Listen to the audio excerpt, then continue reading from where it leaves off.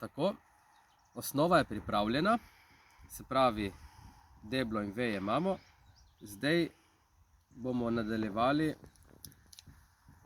s našo krošnjo.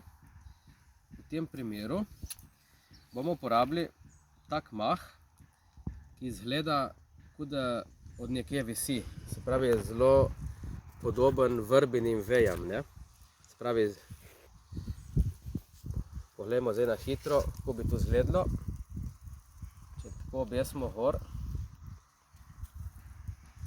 je videti, kot da nekaj visi, ne? Se pravi, kar je zelo podobno vrbi, ne? No, v takem načinu bomo zdaj nadaljevali z obešanjem mahu.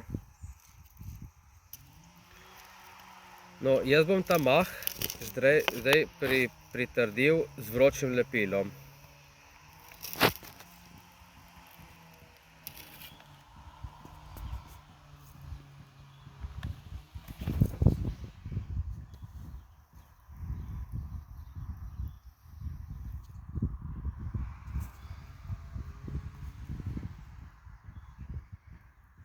Tako.